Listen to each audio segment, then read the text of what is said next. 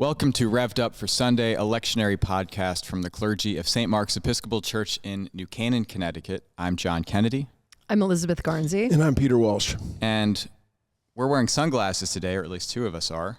Not because we want to feel like we're Bono from U2, although that's true, but also because today's story is the Transfiguration of Jesus, where he shines brighter than the sun. So a little bit of a warning before today's gospel passage. The following story contains scenes of intense light and sudden brightness that may be overwhelming to some viewers.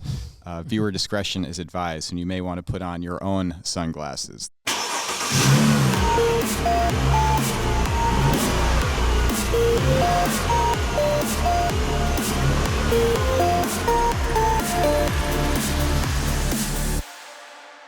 This is Matthew chapter 17, verses 1 through 9.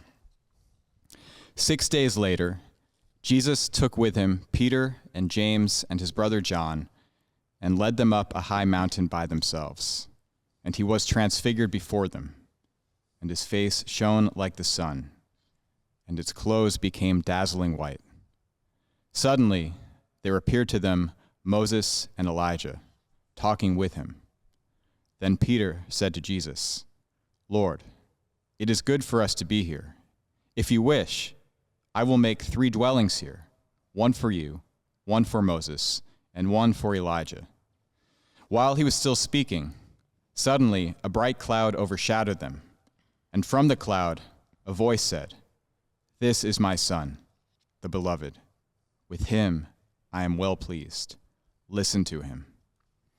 When the disciples heard this, they fell to the ground and were overcome by fear. But Jesus came and touched them, saying, "Get up and do not be afraid." And when they looked up, they saw no one except Jesus himself alone. As they were coming down the mountain, Jesus ordered them, "Tell no one about the vision until after the Son of Man has been raised from the dead." So this is quite a vision indeed. I would say one of the most visually iconic moments in the gospel narratives. We have this coming kind of in the middle of things. I mean, it's getting towards the end of the narrative, but it's getting way ahead of the passion and, of course, the resurrection. But it's giving us a glimpse like never before in the Gospels until this point, and never again until the resurrection, of who Jesus really is. And it's been building to this. There's this sort of Matthean sequence of sort of Christological reveals. You know, it starts with the Annunciation to Joseph, when the angel says to Joseph, "The child will be conceived by the Holy Spirit." And there's this reference in chapter 2 during the flight to Egypt, when, of course, the Holy Family is fleeing from Herod's persecution and violence. This quotation from Hosea applied to Jesus, saying, "Out of Egypt I called my son." In the baptism of Jesus, the voice comes from heaven saying, "This is my Son, the beloved, with whom I am well pleased," which is, of course, repeated here. And then when Jesus walks on the water, his disciples say, "Truly you are the Son of God." And then this story, the 6 days later that kicks off the passage here, is with reference to Peter's confession of Jesus as the Messiah. And now we have just like another step in that reveal of who Jesus is that really kind of kicks it up a notch, as a celebrity chef used to say. Maybe he still says, I don't know. But anyway, so where do you want to begin in exploring this incredible imagery and story?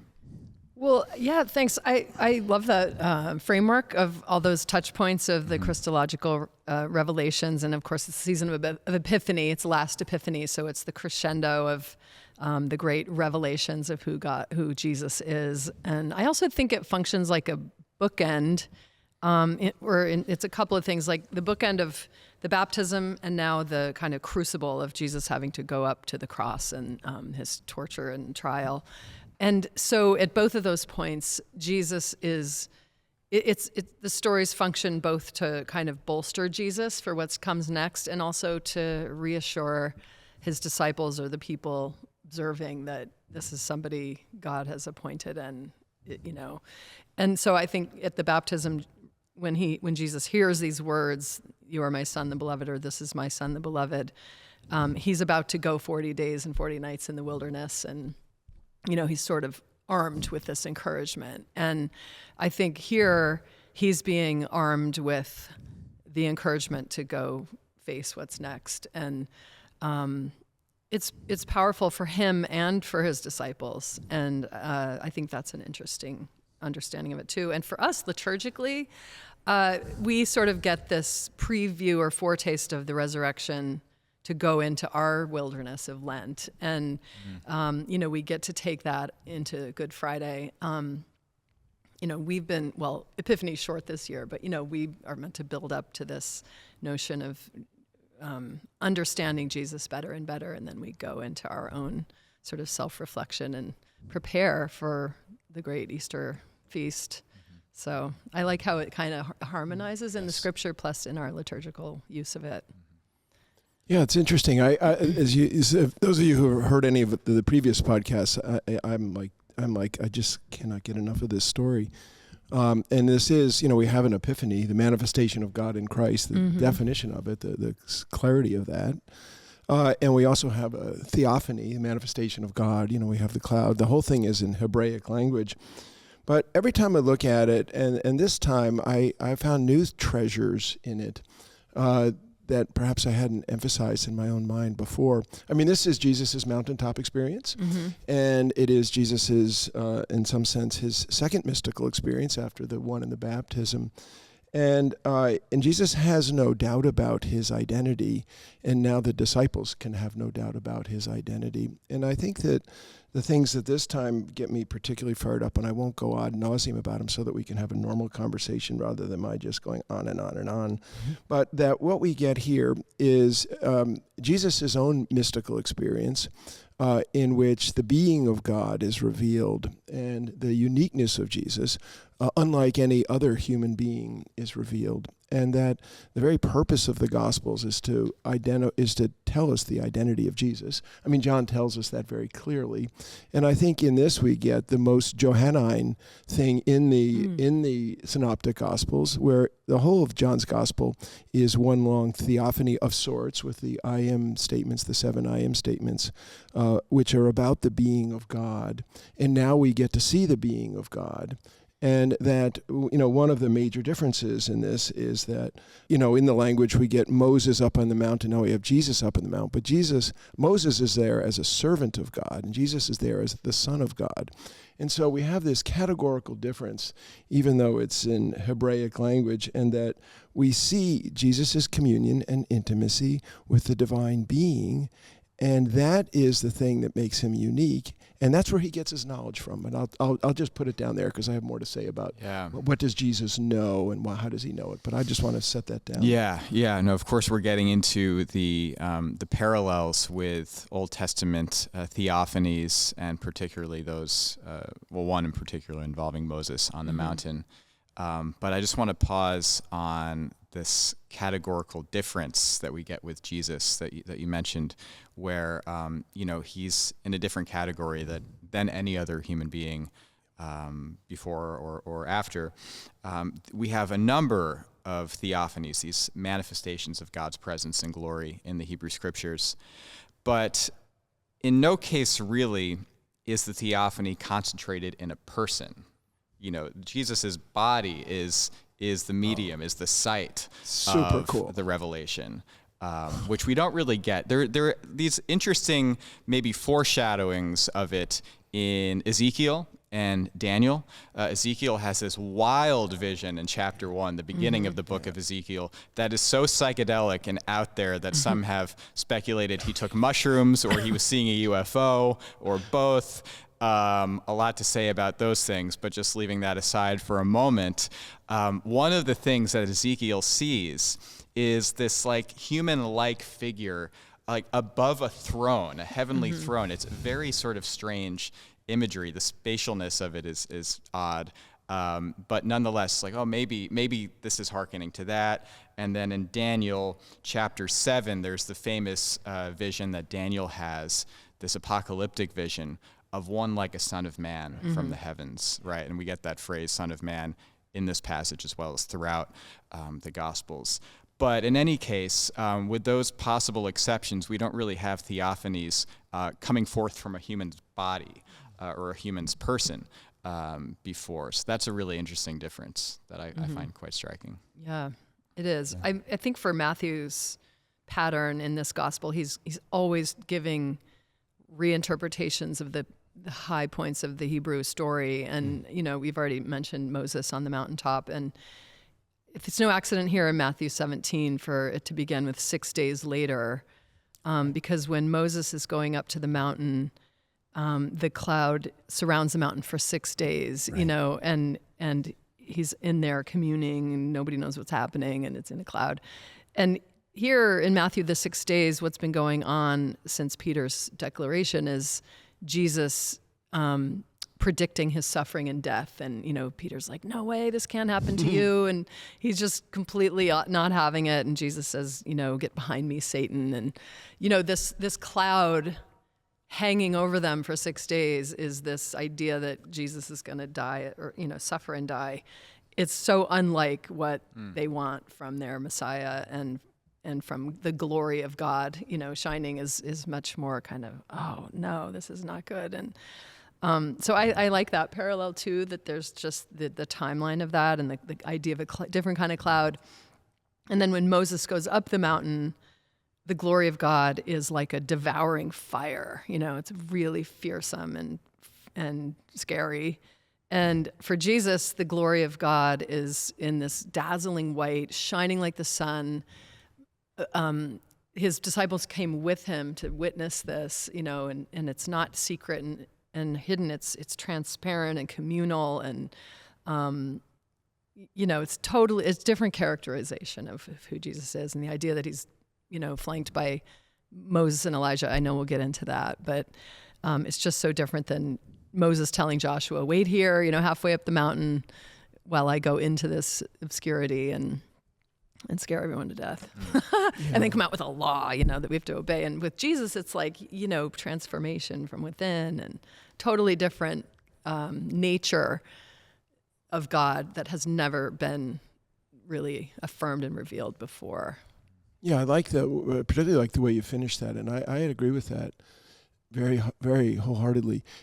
I think what you're describing is Jesus taking all of the Hebraic roots. I mean, every word in this thing nearly has an antecedent in the Hebrew scriptures, but then he shapeshifts it, and so that the Peter, James, and John, as you already pointed out, in the Hebrew scriptures, something isn't really a religious experience until two or three people witness it. So he brings his witnesses, just as Moses did, and then the high mountain. Get thee up on a high mountain. I mean, go right back to Christmas, right? The prophecy of get thee up on a high mountain, and I won't go into it because it would take about a minute. But the number of high mountains in the Hebrew scriptures, that if you read in the Hebrew scriptures, anytime they get up on a high mountain, it's like, okay, folks, here comes God, and so they're get thee up on a high mountain, right? And that just again, not to go too far because I'll talk too long, but the difference between Jesus and Moses and their faces that comes out of Jesus, it's a lunar thing,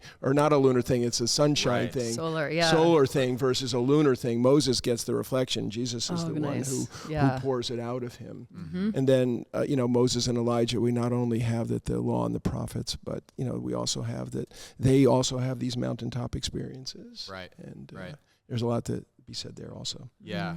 Yeah.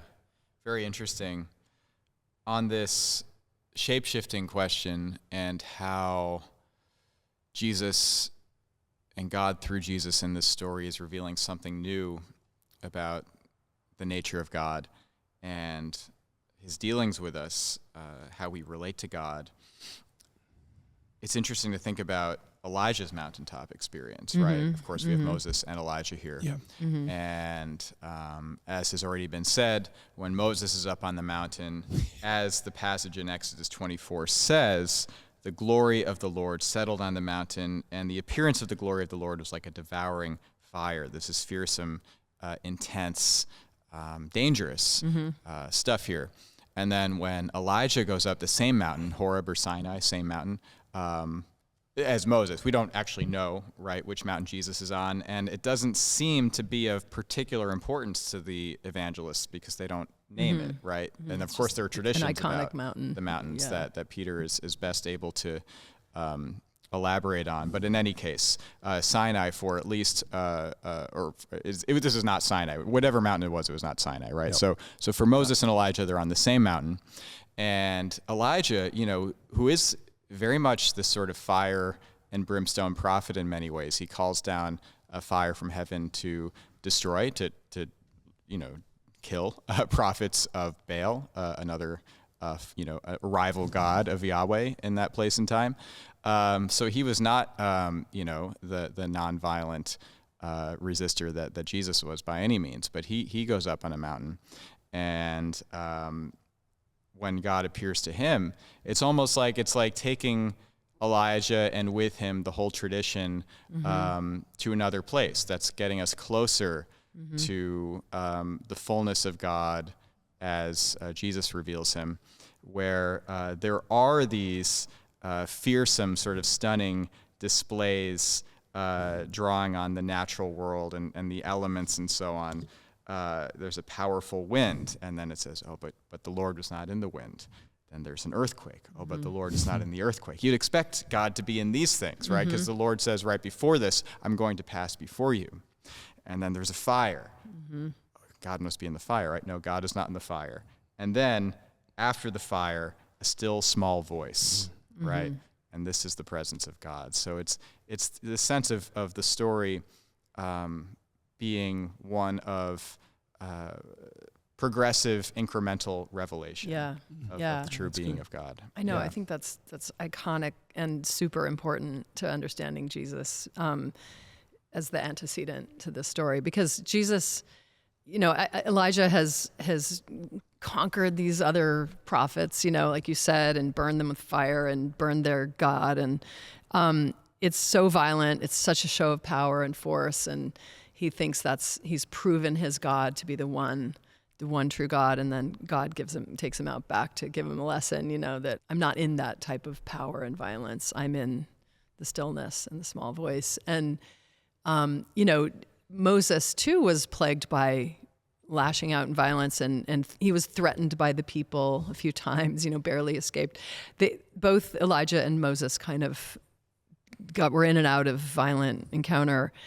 And Jesus, his whole prediction in these 6 days was, I will accept the violence done towards me. And that's the difference. He's willing to suffer and die, and he's willing to expose this mechanism of force and violence that goes nowhere, and it's antithetical to who God is. And I can't unsee that, as everybody knows who's been listening to this podcast, but it's so, I think that's, in terms of the nature of God revealed on this mountain, flanked by the law and the prophets embodied in Moses and Elijah, Jesus is fulfilling the law with love. Like, that was our theme in the last couple of weeks, that he's the true fulfillment, because he's not only undoing the eye for an eye concept, he is taking it further. Give them your eye plus your hand, and he's just going so much further and taking the law into inclusion and forgiveness and reconciliation, and the truly hard law to keep.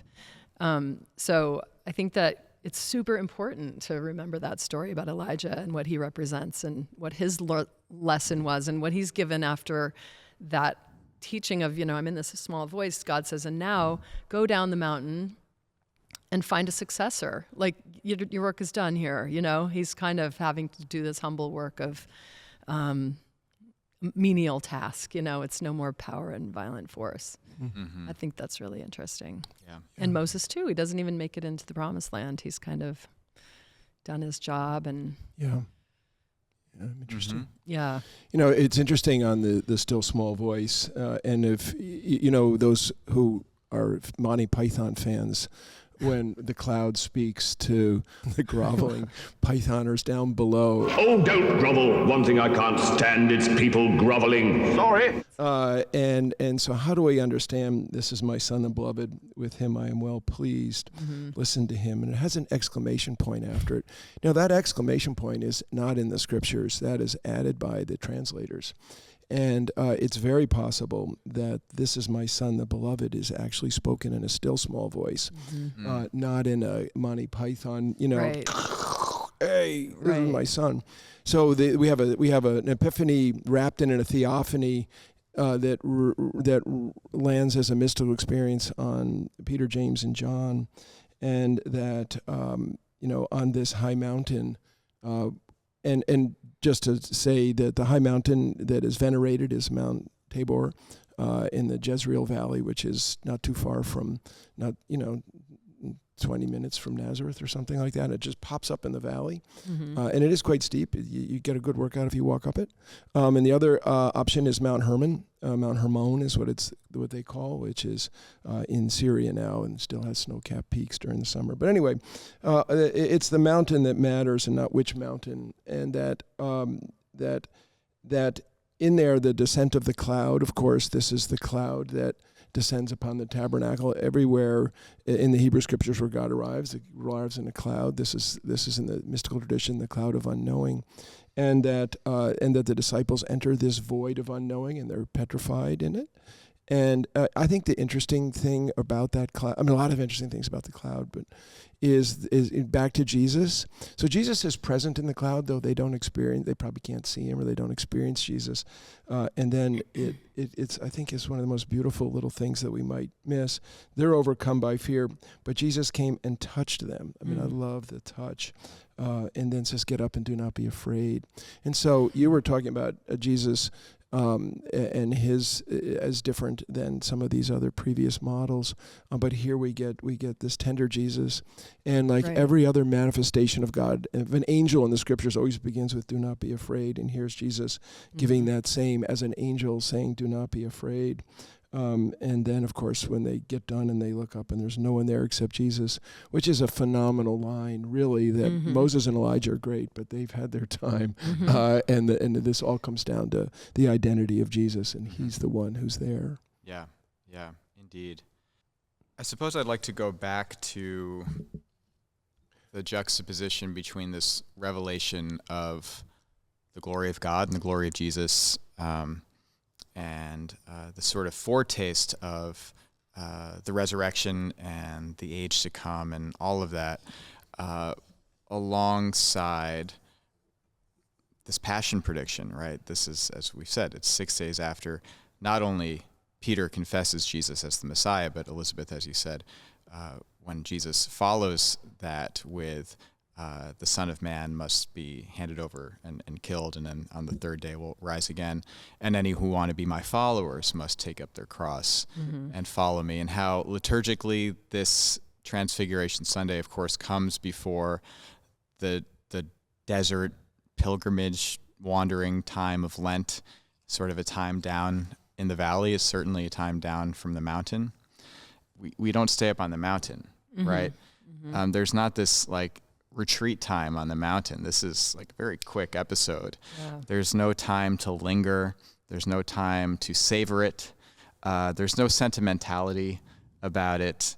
And I just find that so striking. It reminds me of something in his memoir. Barack Obama talks about what it's like to be in the zone when you're speaking in front of people, obviously something he knows about. And when the people are really with you, and there's this magic moment of alignment between you and the people, and it feels like, I'm just sort of paraphrasing here, but it feels like, there's this convergence. You're all together.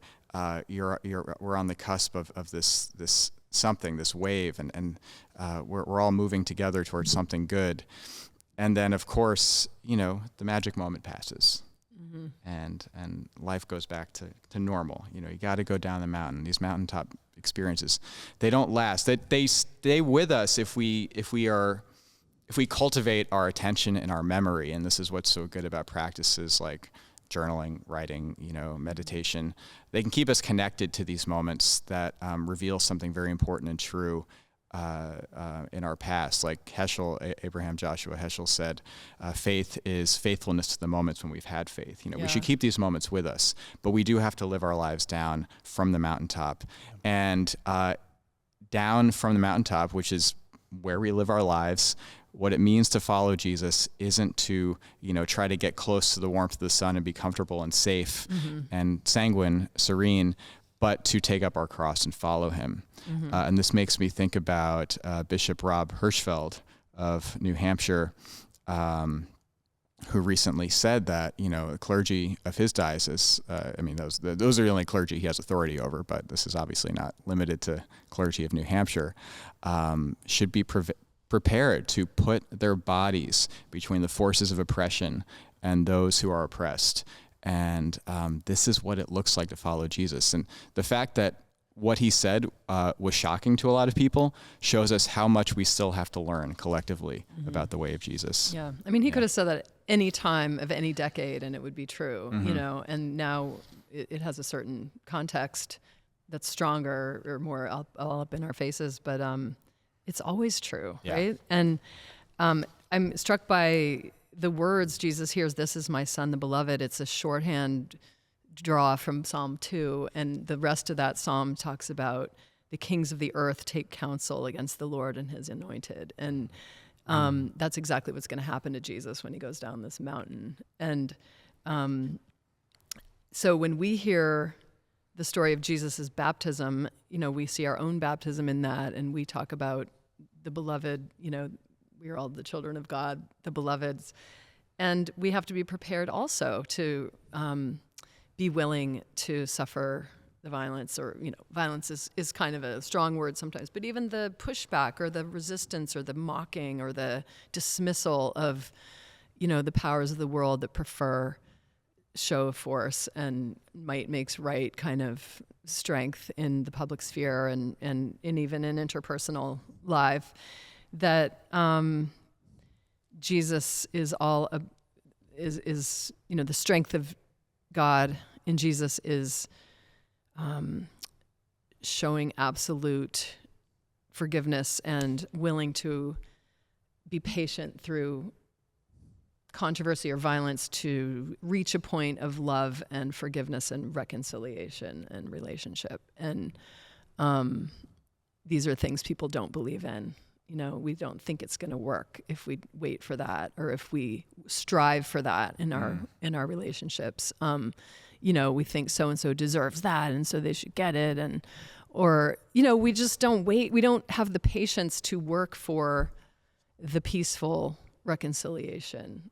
And I think there's so much of that in the Gospels with Jesus that that's where we'd rather be on the mountain. We want the sort of reassurance without coming down and doing that like he did. So it's brutal. It's a brutal life that we sign up for. Yeah.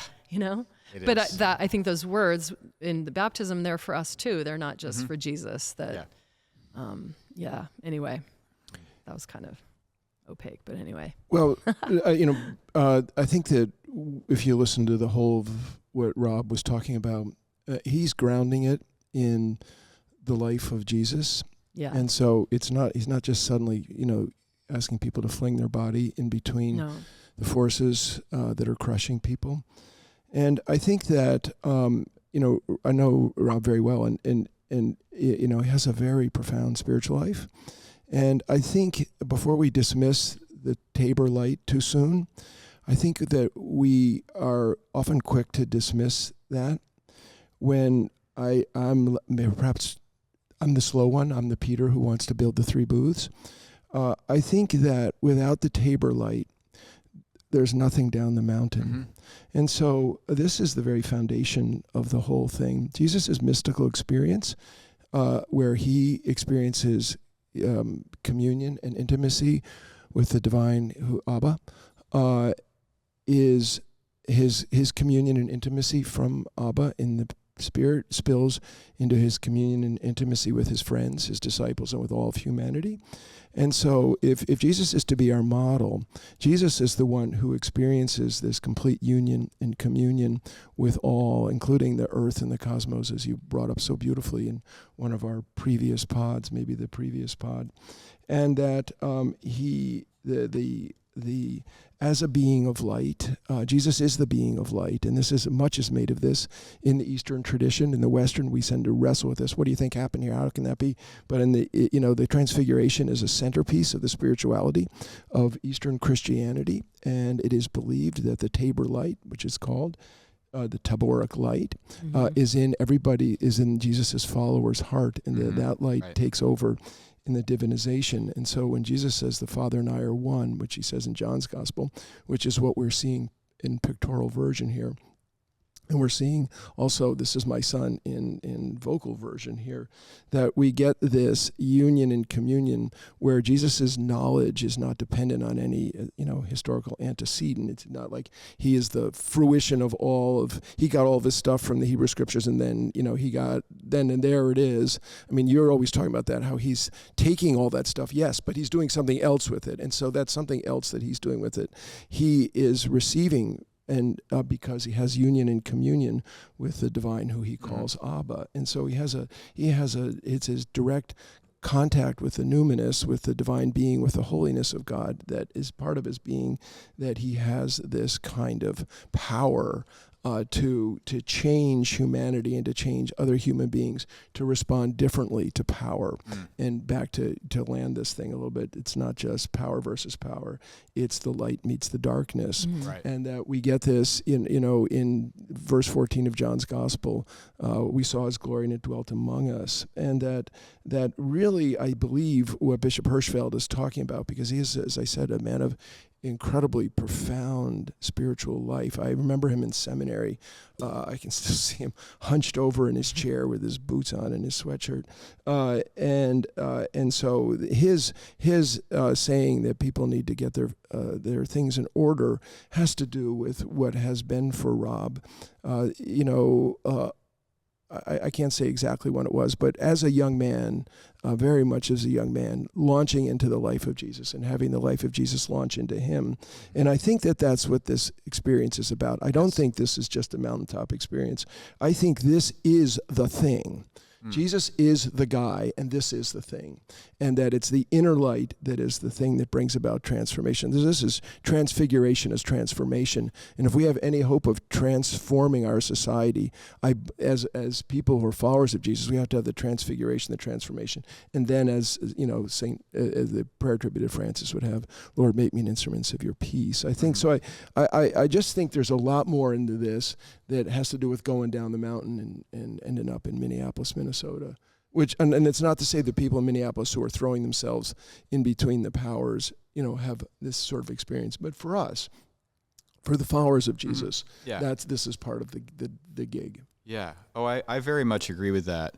I think all I meant is that there's a distinction between the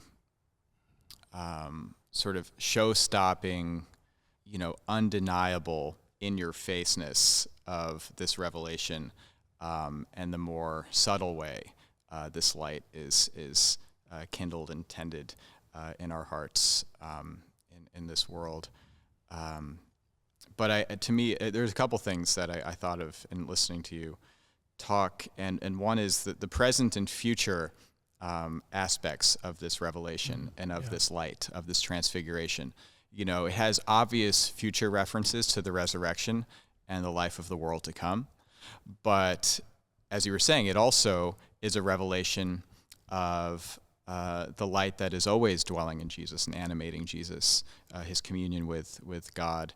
And likewise, it is a revelation of the light and the quality of being that we carry in us by virtue of being his disciples, filled with his Spirit, part of his body, and so on. And that this is not just objectively true, but it's something that we are to experience subjectively. In fact, the epistle for this Sunday from 2 Peter, which talks about the transfiguration, we don't know. Scholars are very skeptical that Peter wrote this epistle. Frankly, I don't really care, but I don't really care whether Peter wrote it, and I don't really care that scholars are skeptical that he wrote it. It's written in Peter's voice in any case, and I'm happy for it to have been written by Peter. But it says that we have heard this voice, that this is my son. It's actually quoted, "This is my son, my beloved, with whom I am well pleased." And then it says, "We have heard this voice while we were with him on the holy mountain, and you will all do well to be attentive to this as to a lamp shining in a dark place until the day dawns and the morning star rises in your hearts." That we're to keep this with us as a lamp shining in a dark place, which I think is exactly on point here.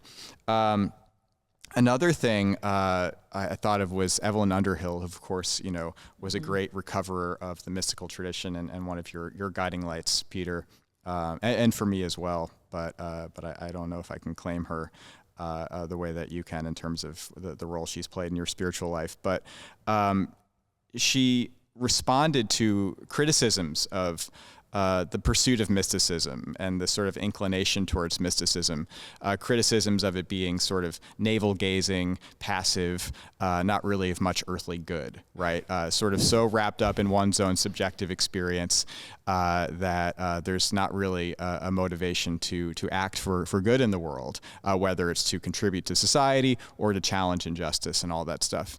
And no doubt there are people who have that sort of temperament and inclination, and that's a true criticism. That's a real thing. But Evelyn Underhill said that that's false mysticism, and that true mysticism, when you're truly in contact with the divine light, you are just motivated. You're fired up from within to act like Jesus in the world, right? To live in love, not just in love, but in self-sacrificial love, self-giving love. And this is the sign of true mysticism. As Jesus said, you will know the tree by its fruit. Mm-hmm. Yeah.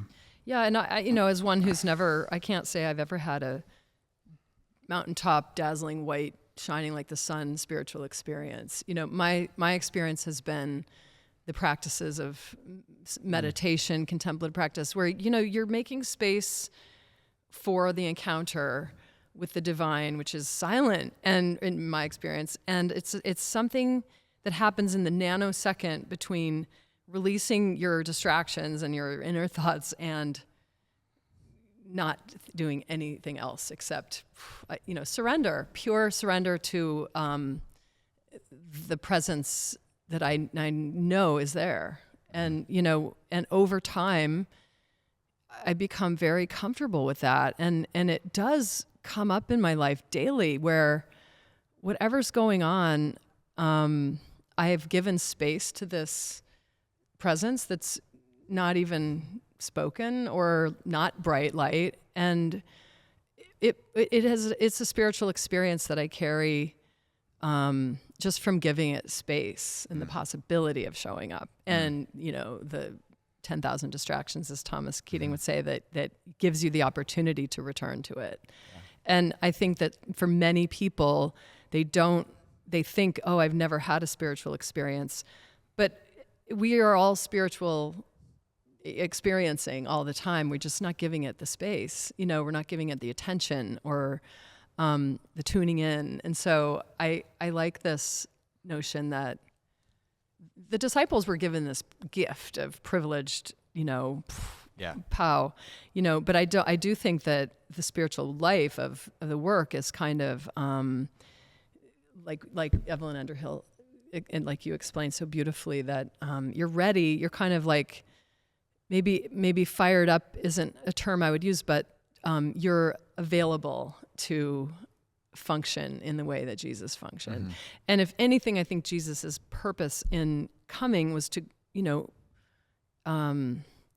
birth a new humanity. We're talking about him as the new Adam, the new human, the Son of Man being like the new human, the new way of being human.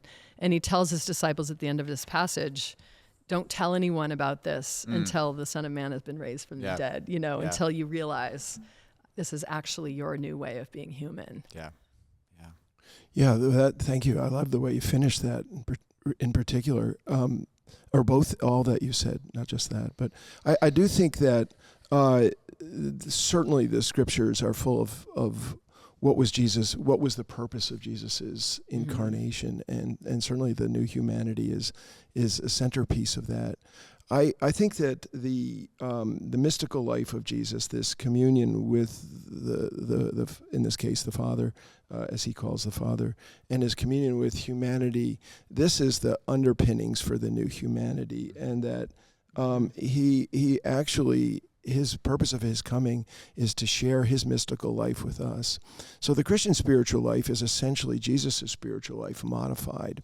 And we even pray liturgically through Jesus Christ our Lord and our Father, yes, our Abba. right. I mean, we are this whole thing. And we get that this mystical communion and this divine intimacy is the gift that he gives us. Yeah. And that's the transformative element. And that's what, part of Romans 8 is about when we call Abba Father. Yeah. And that I think that we, in our tradition, the Episcopal tradition, has not armed our people with the knowledge of the transformative element of understanding our relationship with Jesus in the power of the Spirit is what, this is the Trinitarian Father, Son, and Holy Spiritness of things, but that is real too. And Elizabeth, you beautifully describe how the spiritual disciplines are the thing that create the space in which you might experience this element of the transformation, and that is a sort of transformation that takes place like watching ice melt, right? It doesn't happen in any blast, but over time the ice does melt. And I'm sort of in the opposite experience where my life is turned on one evening when I was 25 years old, and I was a lost soul who, working in an advertising agency after getting rid of being what James Martin calls a corporate tool in an investment bank. No offense to people working at investment banks, but for me, I felt like a tool. But that, my mystical experience changed my life completely and has changed it many times or several times. But I do think that nobody lives on the mountaintop. I mean, Evelyn Underhill, one of Evelyn Underhill's greatest teachings was, remember, the interesting thing about religion is God. And I think sometimes we in the Episcopal Church have forgotten that God is the interesting thing about religion. And the second thing is that she teaches right out of the tradition. She takes it, and she knows all the other traditions too. So she brings them in, and we move in spiritual theological language from consolation to desolation. Yeah. That pendulum swing. Nobody doesn't catch that pendulum swing. We all get it. So we all have times of aridity, and those of us who stick with it have times where there's a kind of fruitfulness, and we go, God's real, and we go, God's not real. I mean, I think I told this on a previous podcast. Frank Griswold used to be my spiritual director, and one time I said to him, man, I don't believe any of this stuff. Man, this is ridiculous. I don't believe in God. I don't know what the heck I'm doing with my life. What the heck did I do this? And he simply ignored it. It's just like, oh, so you're over there now. Fine. I mean, he's like, oh yeah, you're fine. Just shut up and keep going. This is what you need to do. Yeah. Just say your prayers. You'll be fine. The maw of despair or something. No, the maw of despond. Right. And that's exactly, that's so good. You even got the terminology. That's what it was. It's just like, this is the way it is, folks. Yeah. And so, I don't think we need to either give away the mountaintop experience, but nor do we need to give away the cross. It's, it's in this clink. And I mean, that's what Mother Teresa of Calcutta used to say to her sisters. You're never going to have the stick-to-itiveness to pick up dying people in Calcutta unless you have this inner life too, or else you're just going to burn out. You just can't take it. Right. And then, of course, Mother Teresa very famously had like a decades-long dark night of the soul where she didn't sense the presence of God. Yep. At all. So there you go, consolation and desolation, the mountaintop and the cross. It's all mixed together, or at least all part of our lives. As Lent is drawing near, I'm about to start teaching a class on Leonard Cohen and his, I was going to say his religious music. In a way, all of his music is religious, some songs more than others, but he has this great song called The Guests, and it is essentially about people moving through life in this fog of bewilderment and pain and unknowing and loss, but also being seeming to sense this voice drawing them along, calling them along, inviting them with this sort of sweetness. It's the chorus says, nobody knows where the night is going, and nobody knows why the wine is flowing. The wine is flowing, right? There's this divine wine flowing amidst all of the unknowing and brokenness and catastrophes of our lives. And he was introducing the song in a live performance once, and he said, the song has become sort of popular, and I'm very, very surprised by this because it's sort of a bleak song, but it's about this we are all guests in this master's house, and he talks about how we move through this. He described this earth, this terrestrial existence, as a dismal catastrophe and veil of tears. Dismal catastrophe and veil of tears, and it so often is, and yet the wine is flowing. So I really love that. Yeah. Any other final words before we wrap up? I just have to say it's super hard to follow here. I mean, Jesus is one thing, but now you get Leonard Cohen involved. Yeah. Well, thank you for staying on the mountaintop with us for a while. It's nice to linger for a bit. As Peter said, Simon Peter, that it is good for us to be here, and it is good for us to be in conversation together with one another here at this table, but also with you on the other side of the screen. Or in your earbuds, or however you're hearing us. So thank you for being part of this holy conversation. And as Lent draws near, we wish you a blessed beginning to this holy season and preparation for the holy season. And we will see you soon. So peace be with you.